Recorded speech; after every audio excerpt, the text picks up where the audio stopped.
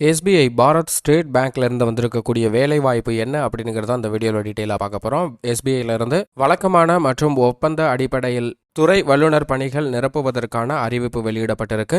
மொத்தமாக 19 காலி பணியிடங்கள் நிரப்புவதற்கான அறிவிப்பை எஸ்பிஐ பேங்க்ல இருந்து வெளியிட்டிருக்காங்க. பதவிகளை பொறுத்த வரைக்கும் ரெக்யர்மெண்ட் 2022-23 ஆண்டுல 30வது அறிவிக்கப்பட்ட அறிவிப்பும் 31ஆக வெளியிடப்பட்ட அறிவிப்பையும் இணைத்து ஒரே அறிவிப்பாக வெளியிடப்பட்டிருக்கு. 30வது அனௌன்ஸ்மெண்ட்ல மொத்த காலி பணியிடங்கள் 9 காலி பணியிடங்கள் நிரப்புவதற்கான அறிவிப்பை வெளியிட்டிருக்காங்க. வைஸ் பிரசிடென்ட் 1 காலி பணியிடமும், ப்ரோக்ராம் மேனேஜர் 4 காலி பணியிடமும், மேனேஜர் குவாலிட்டி மற்றும் ட்ரைனிங் 1 காலி பணியிடமும், கமாண்ட் சென்டர் மேனேஜர் 3 காலி பணியிடம் நிரப்புவதற்கான அறிவிப்பு 30வது நோட்டிபிகேஷனாக வெளியிடப்பட்டிருக்கு. இதைத் தொடர்ந்து 31வது வெளியிடப்பட்டிருக்க நோட்டிபிகேஷன்ல வைஸ் பிரசிடென்ட் மற்றும் ஹெட் 1 காலி பணியிடமும், டெப்டி வைஸ் பிரசிடென்ட் 1 காலி பணியிடமும் வெளியிடப்பட்டிருக்கு. டெப்டி வைஸ் பிரசிடென்ட்ல பல்வேறு துறைகள்ல இருந்து மொத்தம் 6 காலி பணியிடங்கள் நிரப்புவதற்கான அறிவிப்பு வெளியிடப்பட்டிருக்கு.